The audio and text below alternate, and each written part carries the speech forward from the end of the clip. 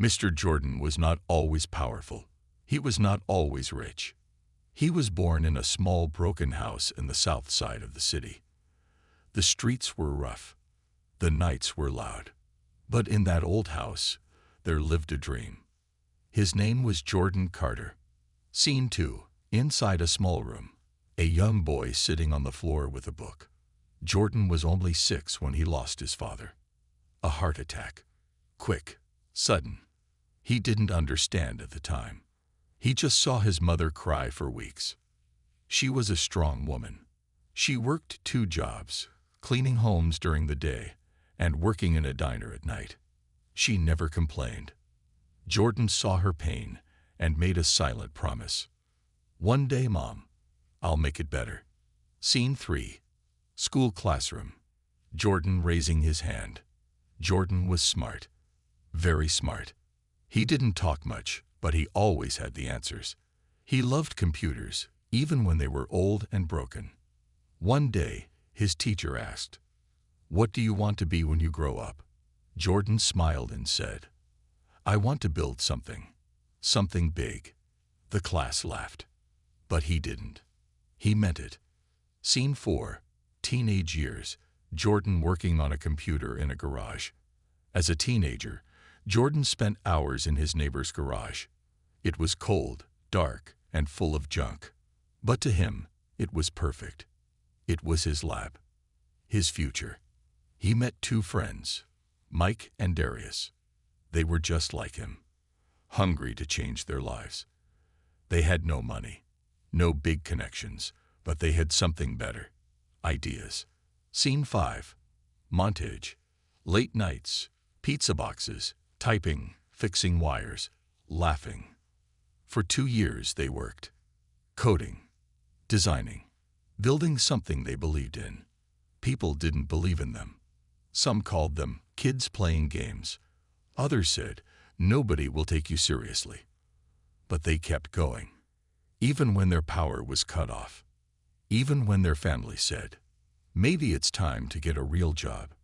Jordan never stopped. He told his team, "We're not poor. We're just early." Scene 6. A big moment. A laptop showing APPSUCCESSFULOALAMNCHED. One night, it worked. Their app went live. 2 days later, 1,000 people downloaded it. 1 week later, 100,000 users. In 3 months, a company offered to buy it. They said no. They wanted to build more. Scene 7. Present day. Mr. Jordan walking into a tall glass building. Today, Jordan is the CEO of Carter Tech. It's one of the fastest growing tech companies in the world. He runs offices in 8 countries. He speaks at global events. He donates millions every year to education. But he still remembers where he came from. He still visits his old neighborhood. He still hugs his mom before every big meeting. Scene 8. Jordan at an interview. A reporter once asked him, "Mr. Jordan, what's the secret to your success?" He replied, "Never forget how it feels to be invisible. And never let anyone else feel that way." Scene 9. Back to the plane flashback. A slow zoom in on his calm face. He became a billionaire. He built a team. He gave hope to thousands. But one day, he sat on a plane like any other man. No suit, no gold watch, just himself. And to them, that made him a problem. They didn't see a CEO. They didn't see a man who changed the world. They saw a black man, sitting in first class. The sun was just rising. Mr. Jordan stood near the window, sipping his coffee. The city looked peaceful from up here, but his mind was already busy. Today was an important day. He was flying to New York. A big tech conference was waiting. But not just any conference.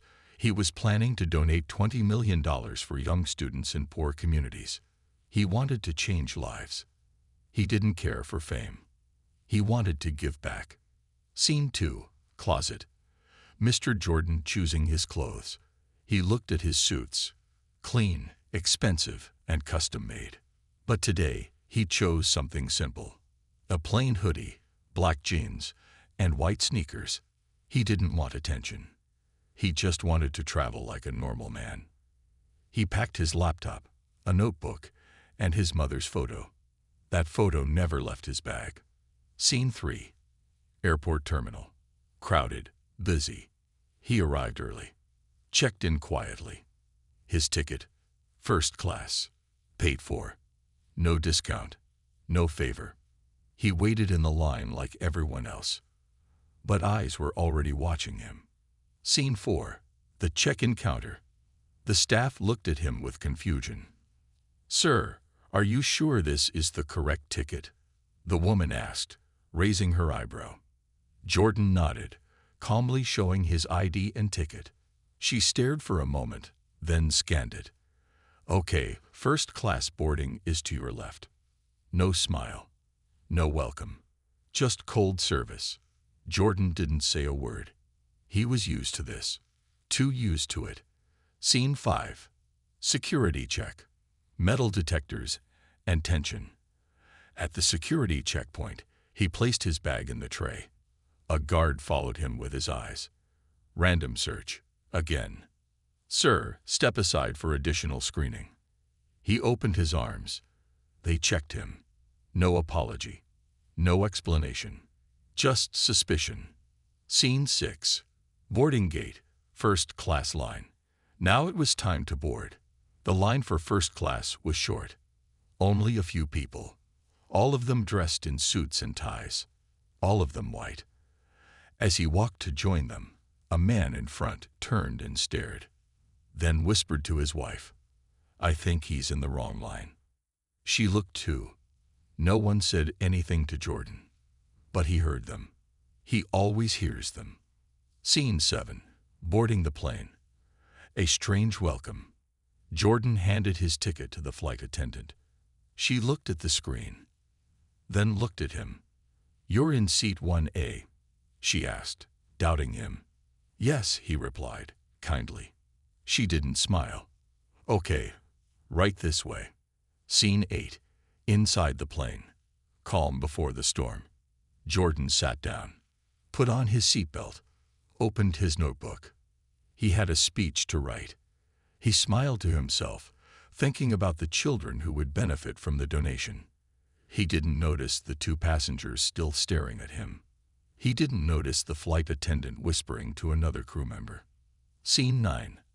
A complaint. Back in the galley, a voice could be heard. "He's acting suspicious. He doesn't look like he belongs here. He was in the first class line. Maybe he sneaked in. No one checked. No one asked. Just fear and assumption." Scene 10. A moment of silence before trouble. The plane doors were still open. Passengers still settling in. Jordan was writing in his notebook. Suddenly, he heard footsteps. 2 airport security officers walked in. One pointed to him. Scene 11. The confrontation begins. "Sir, please step off the plane with us." Jordan looked up, confused. "Excuse me. You've been asked to leave." Now. Passengers looked up. Phones started recording. "Why? I've done nothing wrong. This is my seat," Jordan said calmly. "We're following orders. Please don't make this difficult." Scene 12. No one speaks up. He looked at the flight attendant. "You know I'm in the right seat." She didn't answer. She looked away. He looked at the other passengers. Some looked down. Some stared. No one spoke. Scene 13. The walk of shame. Jordan stood up, picked up his bag. As he walked out, someone laughed softly. Another passenger whispered, "Told you he didn't belong here." He paused for just a second, took out his phone, dialed one number. "It's time," he said quietly. Then he walked off the plane. Scene 14. Back in the terminal. A shift in the air. Outside, he sat down on a bench, opened his laptop, the same one from the garage. He typed something quickly, sent one message to his team. He wasn't angry. He was focused. Scene 15. Social media begins to move. Within 30 minutes, the video of him being removed was online. CEO kicked off plane for sitting in first class. Racial profiling at 30,000 feet. People were shocked. Comments started flooding in. And this was just the beginning. Scene ends, fade out. Music builds tension. Voiceover. He came to give. They gave him humiliation, but they didn't know. One phone call was all it would take to destroy everything they had. Mr. Jordan sat in silence. He was calm on the outside, but inside something was breaking. Not his pride, not his strength, but something deeper. He wasn't shocked. This wasn't the first time he had been judged by his skin, but it still hurt. He looked around. People were staring at him. Some recognized him now. Isn't that the CEO from the news? But no one came to him. Not yet. Scene 2. His assistant calls. His phone buzzed. It was Nina, his assistant. "Sir, are you okay? We saw the video." He stayed quiet for a moment. "It started," he said. "Tell the team. No more silence." He ended the call. Scene 3. Flashback. Memories of growing up. Black and white visuals. Soft piano music. He remembered walking home from school in the rain. Shoes full of holes. Kids laughing at him. He remembered working nights in a gas station just to buy his first laptop. He remembered the interview where the manager said, "We don't really hire people like you." He didn't forget. Not any of it. Scene 4. Back to reality. Mr. Jordan watches the video. The same plane scene, now viral. The clip was everywhere now. He watched himself being pulled off like a criminal. He watched people recording but doing nothing. He watched how no one stood up for him. And he watched the comments rolling in. "This is disgusting." He was calm and respectful. Would they treat a white man the same way? The world had started to speak, but it wasn't enough. Not yet. Scene 5. Inside the plane. Passengers talking softly. Back inside the flight, the passengers were whispering. "I think he was famous. That was wrong. Should we say something?" But no one did. The flight took off. The airline stayed silent. They thought it was over. They were wrong. Scene 6. Back at Carter Tech HQ. The PR team gets to work. Jordan's PR team began moving fast. Emails were sent. The media was contacted. Influencers started sharing the clip. Journalists started asking questions. Who was this man? Why was he treated this way? Why did the airline stay quiet? Scene 7. The internet explodes. Hashtag Justice for Jordan. Hashtag Flying While Black. Hashtag Boycott Sky Air. The hashtags began to trend. Millions of views. Thousands of shares. Celebrities tweeted. Politicians reacted. Former airline employees began to talk. This isn't the first time. They've always had this attitude. Scene 8. Airline office. Panic begins. Inside Sky Air's office, executives watching the news. The CEO of the airline watched the video in silence. "This doesn't look good," his assistant added. "He's not just anyone. He's the CEO of Carter Tech." Everyone turned their heads. "We just humiliated a billionaire." On camera. Scene 9. A cold apology. The airline posted a short message online. "We are aware of an incident involving a passenger. We are looking into it. We apologize for any misunderstanding." No name. No direct apology. No responsibility. The internet got angrier. Scene 10. Jordan's only post. Jordan finally posted something online. A single sentence. "I've been silent before. Not this time." The post got 10 million likes in 2 hours. Scene 11. A press conference is scheduled. Carter Tech announced a press conference. People expected anger. People expected revenge. But Jordan stood in front of the camera and smiled softly. Scene 12. Press conference. Emotional speech. I don't want revenge. I want change. I've built a life by believing in people. But today, someone looked at me and saw only my skin. They didn't see my name. They didn't see my heart. They didn't see my story. And that's the real problem. The room was silent. Journalists had tears in their eyes. He ended with, "This isn't about one man and one plane. This is about millions of moments that no one sees. We're going to make sure the world sees them now." Scene 13. Airline's world falls apart. Within 24 hours, 3 airline board members resigned. Stock dropped 17%. Investors started pulling out. Celebrities canceled their deals with the airline. Protests started at airports across the country. And still, Jordan didn't file a lawsuit. Not yet. He was letting the world speak first. Scene 14. Jordan at home, talking to his mom. At night, Jordan visited his mother. She held his hand and said, "They tried to break you, baby, but you were born from fire." He smiled. "I didn't break, Mom.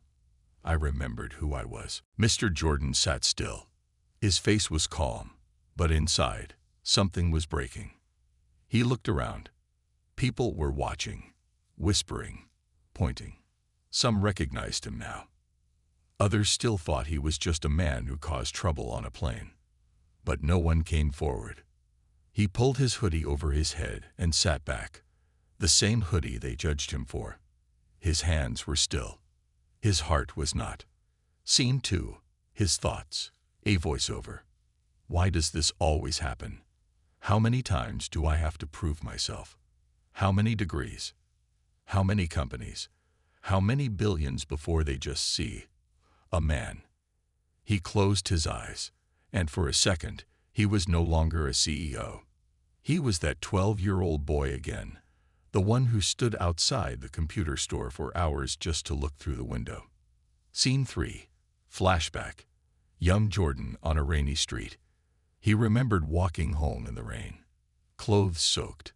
Feet cold. A used book in his hand, wrapped in plastic. Kids passed him in cars, laughing. He kept walking. "One day," he whispered, "one day they'll know my name." And now, they did. But it still wasn't enough. Scene 4. Present day. His assistant calls. His phone vibrated. It was Nina, his assistant. "Sir, are you okay?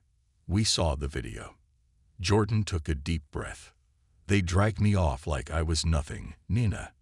No one said a word. Nina sounded emotional. "It's going viral. We're already trending. What should we do?"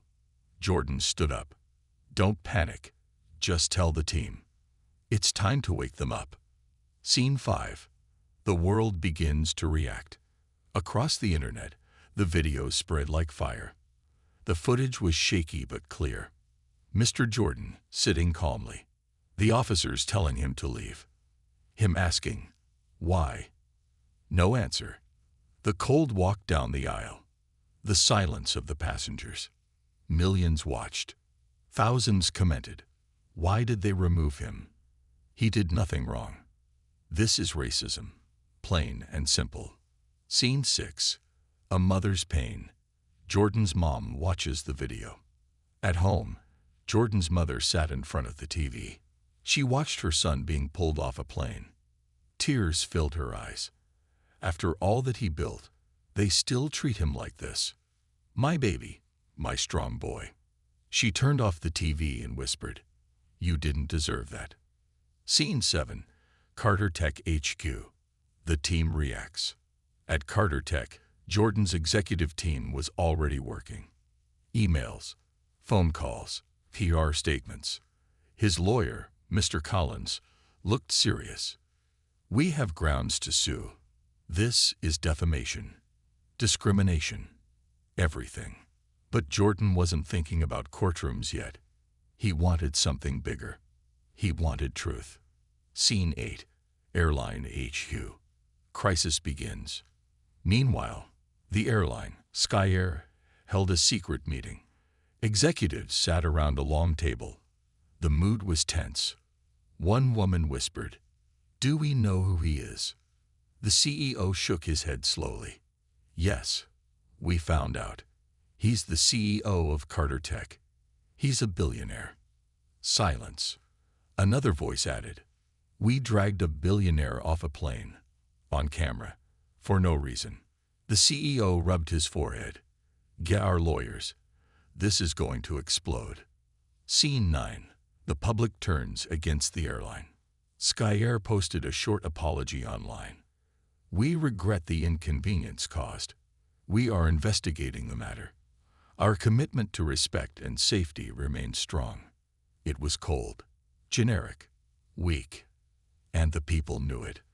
The comment section exploded. "No name. No apology to the man you kicked out. Fake apology. We see you. Boycott this airline." Hashtags started trending. Hashtag Justice for Jordan. Hashtag Sky Air Shame. Hashtag Flying While Black. Scene 10. Jordan speaks. Just one post. Jordan finally posted a message. No photo. No fancy words. Just one line. "I stayed calm. The world saw who they were." That post hit harder than any angry rant. It wasn't loud. It was powerful. Scene 11.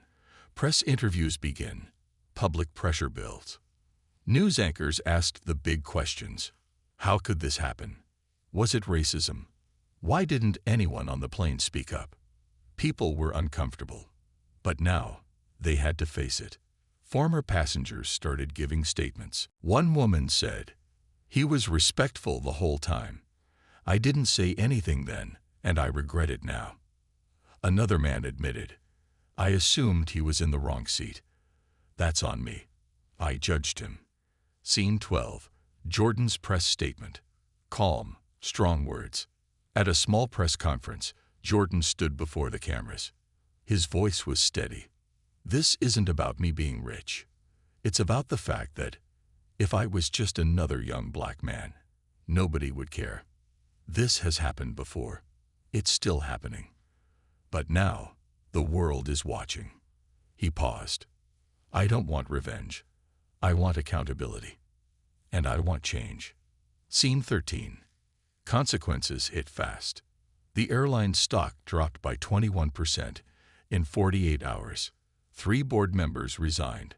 Celebrities pulled out of brand deals. Civil rights lawyers began filing class action lawsuits.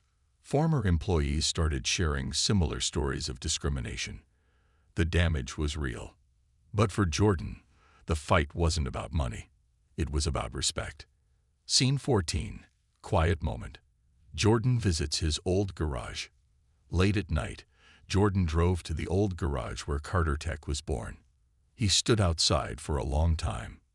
This was where it all started. With hope, with hunger, with dignity. He placed his hand on the wall and said quietly, "They tried to take that from me today, but I'm still standing, and I'm still building." Mr. Jordan sat alone in his office. The city lights outside looked calm, but his world was on fire. His phone sat beside him, silent, waiting. He had one call to make. But first, he thought. He thought about how he was treated, how no one stood for him, how people on the plane looked away, as if his pain was normal. He had stayed calm. He had walked away with his head high. Now it was time to speak. Scene 2. He picks up the phone. One number. Soft, focused music begins in the background. He didn't scroll through contacts. He knew the number by heart. He called his legal advisor, Mr. Hayes. The call connected in 2 seconds. Jordan. Firm. Slow. "It's time." Hayes. "We're ready. All of us." Jordan. "Make it loud. Make it legal. But make it loud." He ended the call and leaned back. The war had begun. Scene 3. Carter Tech War Room. A flurry of activity. Inside a meeting room at Carter Tech HQ, the lights stayed on late into the night. The legal team prepared lawsuits. The PR team drafted press releases. The social media team scheduled content. The diversity team reached out to community leaders. This wasn't just business now. This was personal. Scene 4. The message to the public. A short, sharp video post. Carter Tech posted a 30-second video to their millions of followers. Video visuals. A calm Jordan being led off the plane. Passengers silently watching. A close-up of his face. Calm, but deeply hurt. Voiceover. Jordan. This is not new. This is not rare. This is just the first time the world saw it happen. To me. Text on screen. We will not be silent. The video ended, and the world responded. Fast. Scene 5. Social media explodes. Voices join in. Activists. Celebrities. Influencers. Even regular people. Everyone had a story. This happened to my dad last year. I was removed from a store for no reason. I've been followed, searched, judged. What Jordan suffered wasn't just his story. It was everyone's story. Now it had a face. Now it had a name. Scene 6. Airline CEO holds emergency meeting. Inside Sky Air headquarters, tense atmosphere. The airline CEO, Mr. Wallace, looked pale. Lawyers around him spoke quickly. We need to apologize properly. The investors are angry. We're being called racist in headlines. Mr. Wallace slammed his hand on the table. How did this happen? Why didn't anyone check who he was? His assistant replied, quietly. They didn't think he looked like someone who belonged in first class. Silence filled the room. Scene 7. Official apology. Too little, too late. Sky Air posted a second apology. We apologize to Mr. Jordan Carter for the unacceptable events. Our team failed to follow standard procedure. We are reviewing all policies immediately. But by now, it was too late. The world didn't want an apology. They wanted accountability. Scene 8. Interviews and media storm. Jordan declined interviews, for now. But his team didn't. Nina, his assistant, spoke to the press. He's not angry. He's focused. He doesn't want revenge. He wants justice for every person this has happened to, who didn't have a camera watching. Every channel wanted the full story. Every blog shared the clip. Podcasts, TikToks, Reels, all flooded with one message. It's time to change the system. Scene 9. Former employees speak out. Then the real storm hit. Former Sky Air staff started sharing stories. A retired pilot tweeted, I saw this kind of profiling all the time. We were told to watch certain passengers closely. A former flight attendant posted a video. I was trained to assume certain people were suspicious, based on how they looked. I always felt wrong about it. Now the truth is out. Their videos went viral. Scene 10. Class action lawsuits begin. Jordan's lawyers filed the first lawsuit. But it didn't stop there. More people came forward. Similar stories. Same airline. Same pattern. The lawsuits grew. The airline's legal team was overwhelmed. Their insurance company warned them. You're facing a billion-dollar problem. Scene 11. A powerful statement. Jordan finally speaks again. Jordan agreed to a short TV interview. Just one. The interviewer asked, You had the power to destroy them in silence. Why speak out? Jordan replied, calmly, Because if I stay silent, someone else gets dragged off tomorrow. Someone without a phone, without money, without a voice. He looked directly into the camera. I can't fix the world alone. But I can make sure this never gets ignored again. The interview ended. The message did not. The Sky Air building stood tall in the city. But inside, it was falling apart. Phones rang nonstop. Investors were pulling out. Reporters stood outside the building with cameras and microphones. The CEO, Mr. Wallace, looked tired. His eyes were red. His voice was weak. "We are losing everything," he whispered to his board. Scene 2. Breaking news. Skyair faces massive lawsuit. TV screens across the country showed one headline: Jordan Carter files $500 million discrimination lawsuit against Skyair. But that wasn't all. 17 more people filed similar lawsuits. Passengers, former employees, even a retired pilot. The media called it the storm of justice. Scene 3. Social media. Public rage grows stronger. Online, things were worse for Skyair. Celebrities were calling for boycotts. Travel influencers deleted all sponsored content. Former customers shared stories of bad treatment. One tweet said, "I was treated like trash in business class once. Now I know why." Another, "Jordan didn't just speak for himself. He spoke for all of us." Scene 4. Airline collapse begins. Real losses hit. Skyair's stock crashed. Billions were lost in value. Flight bookings dropped by 40% in 1 week. Major partners cut ties. Credit card companies removed them from loyalty programs. Travel agencies stopped recommending their flights. The airline tried to offer discounts, gifts, upgrades. But no one was buying. The damage was real, and it was growing. Scene 5. Jordan's silence. Strategic and powerful. While the world shouted, Jordan remained mostly quiet. He posted once a week. Simple messages, no anger, just truth. The truth doesn't need to scream. It just needs to be seen. People listened, and people changed. Scene 6. Flashback. Young Jordan in a storm. Black and white scene. A teenage Jordan running through heavy rain. Years ago, Jordan ran home from school through a heavy storm. He had no umbrella, no coat. His books were soaked, but he kept running. He didn't stop. That same fire was still inside him. Now, he wasn't running through the storm. He was the storm. Scene 7. Protests at airports. Voices get loud. All across the country, protests began at airports. People held signs. "We don't fly with hate. Respect has no color. Justice for Jordan. Justice for all." At one airport, a child stood with his mother. He held a sign that said, "I want to grow up and be like Mr. Jordan." Jordan saw that photo online. He didn't smile. He cried. Scene 8. Government responds. Senate hearings announced. Under pressure, U.S. lawmakers reacted. They announced a Senate hearing on airline discrimination. For the first time, airline CEOs would be questioned under oath. Jordan was invited to speak. He didn't say yes right away. He thought carefully. Scene 9. Quiet night.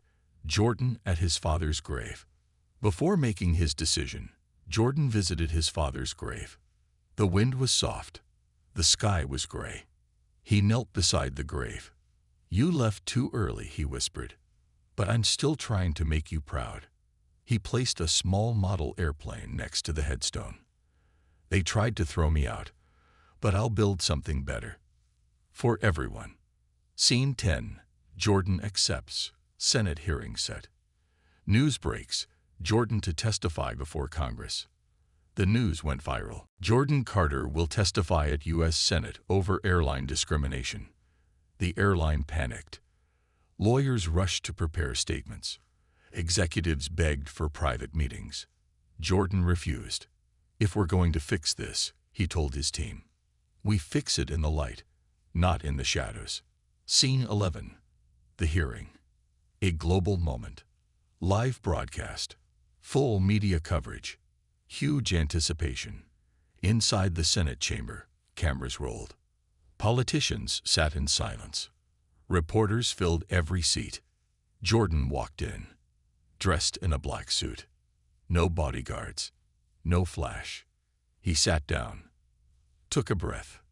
Then he spoke. "My name is Jordan Carter. I run one of the world's largest tech companies. I help build the future. But last month, I was treated like I didn't belong in the present." He paused. Everyone was listening. This isn't about one man and one flight. This is about years, decades, of quiet pain. And now the world is loud. And it's time to listen. Scene 12. The room stands still. No one moves. When Jordan finished, the room was silent. No questions. No interruptions. Just emotion. One senator wiped her eyes. The chairman finally spoke. "Mr. Carter, thank you for your courage. You didn't just build a company. You built a voice for the voiceless." Scene 13. The public reacts. The shift begins. The hearing clip hit 50 million views in 24 hours. People called it one of the most powerful speeches in history. More airlines released new policies. Other CEOs made public commitments to change. Training programs began across the travel industry. One woman tweeted, "Jordan Carter didn't burn the system. He made it look in the mirror." Scene 14. Jordan's mother watches from home. Back at home, Jordan's mother sat on the couch. She watched her son on TV. Her hand covered her mouth. Tears rolled down her face. "That's my boy," she whispered. "He turned pain into power." Scene 15. Voiceover ending.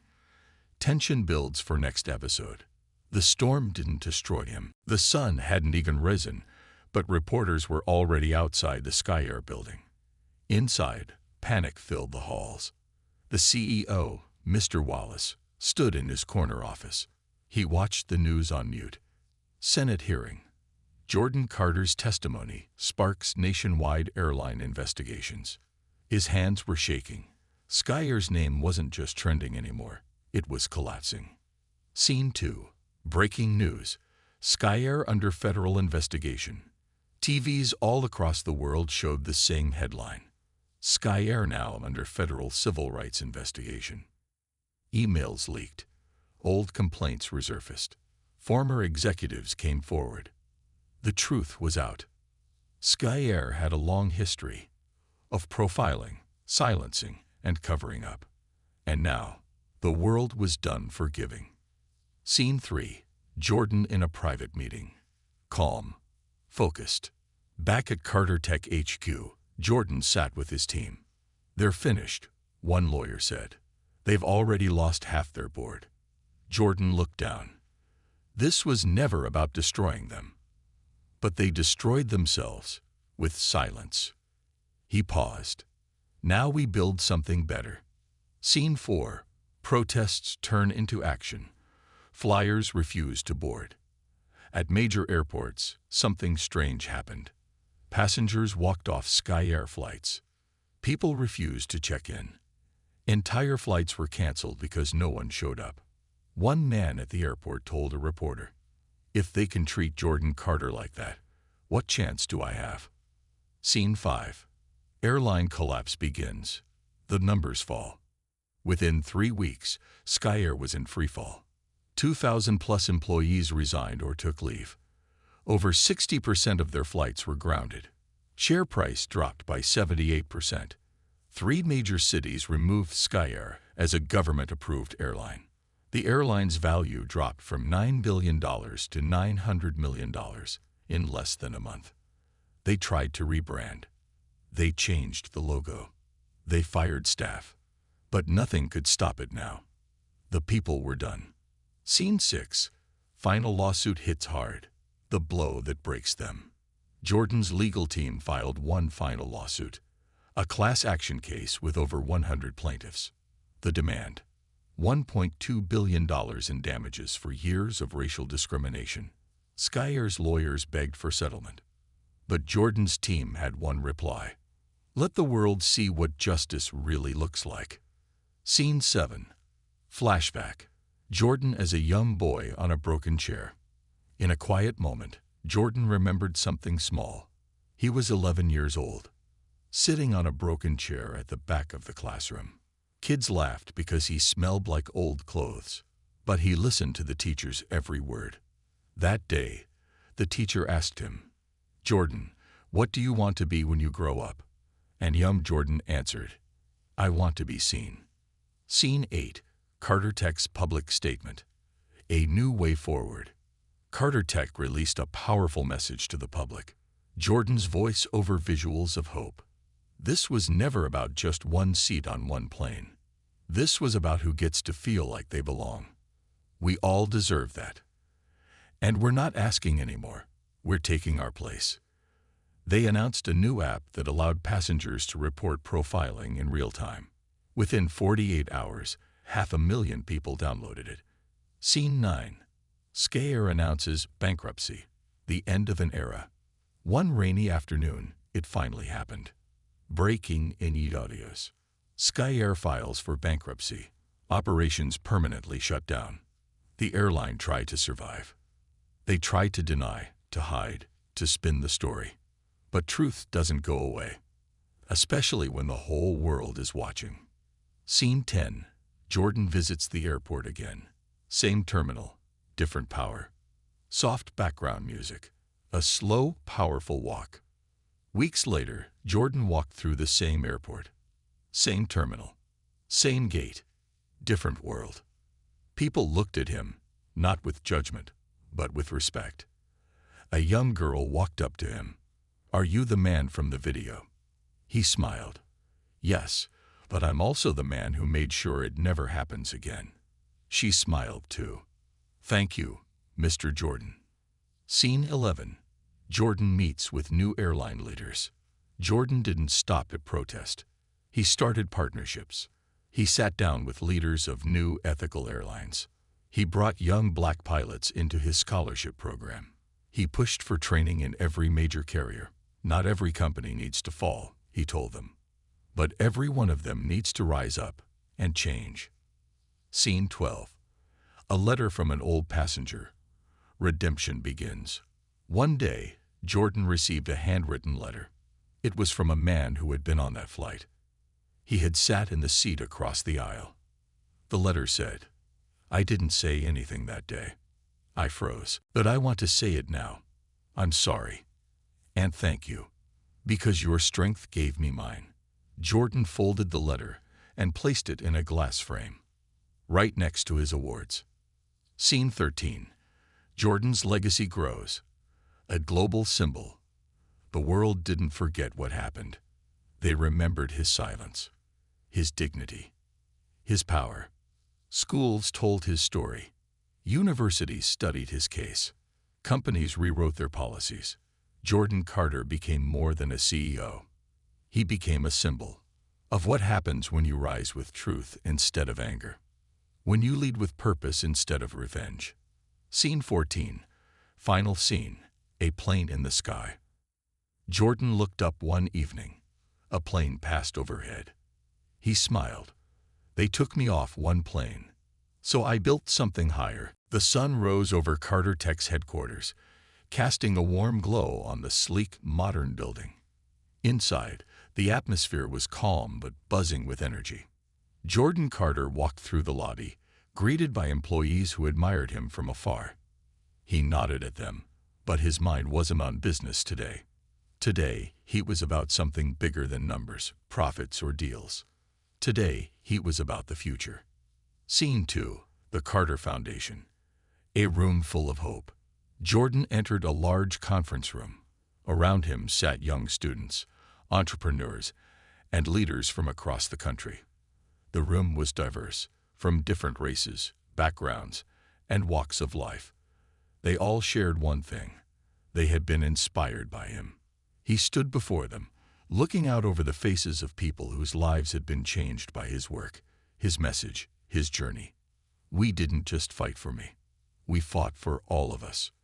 We fought for what's right." He smiled, feeling their energy. These were the people who would change the world. Scene 3. The new airline, rising from the ashes. In a new boardroom, Jordan sat with the leaders of a new airline. This one was different. It wasn't about making profits at the expense of others. It wasn't about treating people like numbers. It was about human dignity. It was about respect. They'd already launched flights with zero tolerance for discrimination. The app he created to report profiling in real time was now standard on every flight, and the public was responding. Loyalty was growing, not because of discounts, but because people trusted them. The airline's motto, "Fly with respect." Jordan was proud, but he knew this was just the beginning. Scene 4. Media interviews. Global impact. The world was still watching Jordan. But now they saw him as a voice for the voiceless. In a televised interview, the host asked him, "Mr. Carter, you changed the game in aviation. But what do you hope your legacy will be?" Jordan took a deep breath. "It's not about me. It's about everyone who was told they didn't belong. If we can change the way people treat each other on planes, maybe we can change the way people treat each other everywhere." Scene 5. The Carter Tech expansion. More than just business. Carter Tech wasn't just about tech anymore. It was about diversity. It was about inclusion. It was about creating a future that belongs to everyone. They launched new programs to fund startups by minorities, particularly in tech fields. Jordan's company began to fund scholarships for underprivileged youth who dreamed of becoming engineers, designers, or creators. One of the recipients, a young black woman named Tasha, stood at a podium during a Carter Tech event. She was now an engineer at the company, designing revolutionary new software. "Without Jordan Carter, without his work, I would have never had this chance," she said, tears in her eyes. "Thank you for seeing us, for believing in us." Jordan smiled from the crowd, moved by the young woman's words. Scene 6. Global acknowledgement. Time magazine cover. The cover of Time magazine. Jordan's legacy was now acknowledged worldwide. The headline read, "Jordan Carter, a new kind of leader, a new kind of future." He had become the symbol of change, not just in business, but in the world. His approach was being studied by universities, replicated by companies, and followed by leaders everywhere. But Jordan didn't take credit for it. He knew this wasn't about him. It was about the movement. The change that started with one man refusing to be silent. Scene 7. A quiet moment. At his father's grave. One rainy evening, Jordan stood in front of his father's grave again. He placed a single white rose on the stone, just as he did years ago. The rain soaked his coat, but he didn't mind. This moment was personal. "I did it, Dad," he whispered. "I did it for both of us." He closed his eyes for a moment, letting the quiet comfort him. He hadn't just changed an airline or an industry. He'd changed the world. Scene 8. Jordan in the streets. Humble yet powerful. Jordan took a walk through the city. People passed by, but no one bothered him. He wasn't a celebrity. He wasn't just a billionaire CEO. He was just a man who had fought for respect. A man who had used his voice to speak for the millions who had none. As he walked through the streets, he saw signs of change everywhere. New businesses opening in underprivileged neighborhoods. Diverse teams working together in offices. People from all races and backgrounds engaging with each other with a sense of equality and respect. Jordan had done something incredible. He hadn't just changed the system. He'd changed the way people saw the system. Scene 9. The last speech. A full stadium. Jordan was invited to give a speech at the Global Leadership Summit, an event where the world's most powerful leaders gathered. The stadium was packed. Thousands of people waited. Jordan took the stage, dressed in a simple dark suit. His presence alone commanded the attention of the room. He looked out at the crowd, his voice calm but filled with conviction. "There was a time when I was treated like I didn't belong. A time when the world saw me and said, 'You're not good enough.'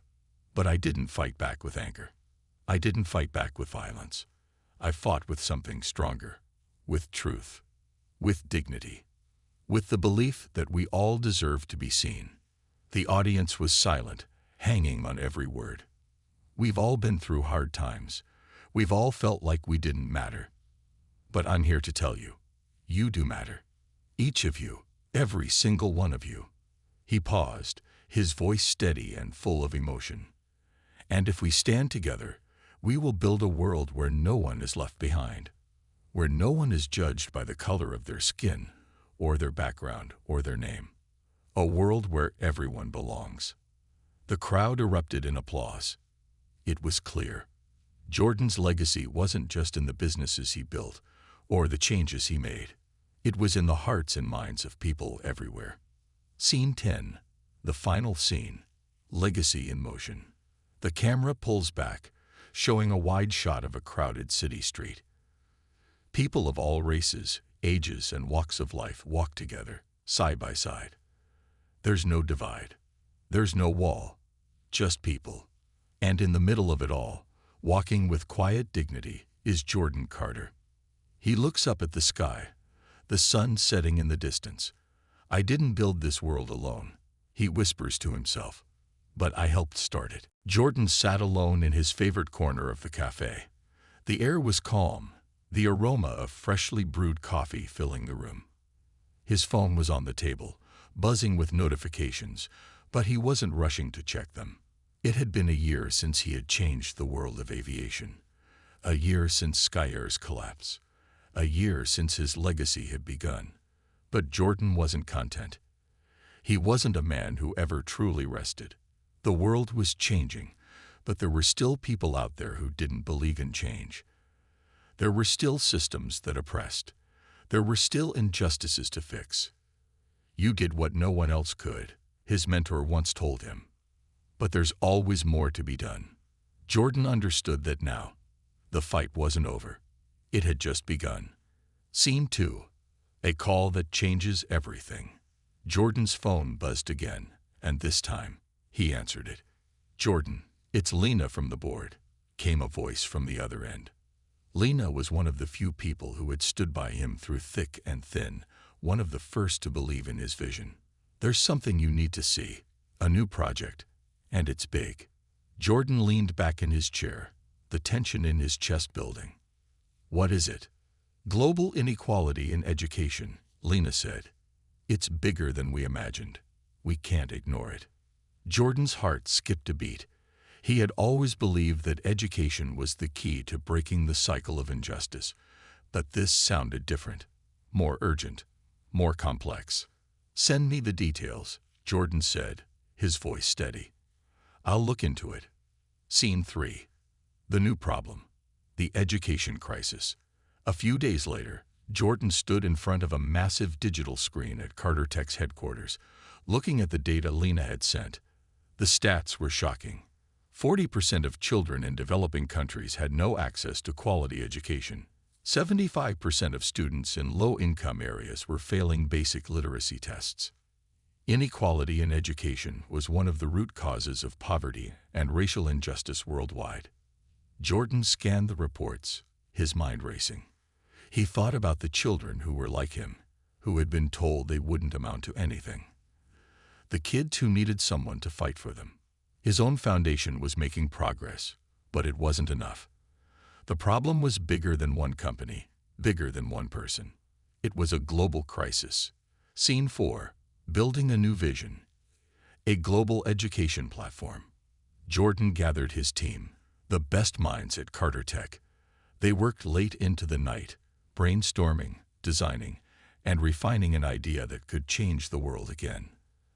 They created a platform, one that would be accessible to anyone with an internet connection, a platform that provided free education, real-time tutoring, and mentorship for underserved students. The project was called LearnRise. It wasn't just about putting content online. It was about making learning personal, adaptive, and interactive for every student, no matter where they came from. They would use AI to track progress, suggest personalized learning paths, and connect students with mentors from all over the world. Jordan didn't want to create just another learning app. He wanted to create a global revolution in how we approach education. Scene 5. The global launch. A world-changing event. Months later, the day of the launch arrived. The world was watching. Carter Tech held a massive press event, broadcasted live to millions of people across the globe. In the front row, world leaders, educators, and journalists waited with bated breath. Jordan stood at the podium, his usual calm demeanor hiding the storm of thoughts in his mind. This isn't just a product. This isn't just another platform. This is a movement that says, everyone has the right to education. Everyone has the right to rise. He clicked a button, and the screen behind him came to life. The world watched as LearnRise launched live. Schools in remote parts of the world were already signing up. Students from different continents appeared on the screen, logging in for the first time. Their faces were filled with hope. It wasn't just a product launch. It was a shift in the world's priorities, a change in how we view the future. Scene 6. Success and Resistance. The pushback. The first few months of LearnRise's launch were incredible. The platform gained millions of users, and reports showed higher graduation rates in countries where it was implemented. Students in rural communities were finally able to access the kind of education they had never dreamed of before. But with success came resistance. Old institutions felt threatened. Governments began to worry about losing control of education. The powerful who had profited off the inequality in the system began to fight back. They accused Jordan of undermining the traditional education systems. They claimed that AI could never replace human teachers. Jordan knew this fight wouldn't be easy, but he had never been afraid of a challenge. He knew the world was shifting. The old way of doing things was no longer enough. Scene 7. The Crossroads. Standing strong. A year into LearnRise's success, Jordan was faced with a choice. A powerful corporation offered him billions to buy out LearnRise. They wanted to make the platform exclusive to the wealthy and privileged. It was tempting. The offer was huge. It would give him even more power, more influence. But Jordan remembered his mission. The reason he started all this. He thought back to when he was a boy, trying to change his circumstances, trying to fight for a future he wasn't sure was possible. "We're not selling out," Jordan told his team firmly. "We're building a future, and that future belongs to everyone." Scene 8. The Final Battle. The True Legacy. Jordan's refusal to sell out sparked a global debate. Some applauded him for sticking to his principles. Others criticized him, claiming that he was risking the future of the platform. But Jordan never wavered. The fight was never about him. It was about the millions of kids who deserved to be seen, to be heard. He traveled to different countries, met with students, visited schools, and heard firsthand the impact that LearnRise was making. "This isn't just about business. This is about freedom," he said at a global summit. By staying true to his values, Jordan didn't just build an educational platform. He built a global movement. Scene 9. The Legacy Continues. A Better World. Years later, Jordan stood at the grand opening of a school in a remote village. This was one of the first physical schools built using funds raised by LearnRise's success. The school was equipped with state-of-the-art technology and staffed by passionate teachers from around the world. The children in the village were learning. They were rising. Jordan smiled as he watched them. He had given them the tools to build their future, just like he had been given the tools to build his.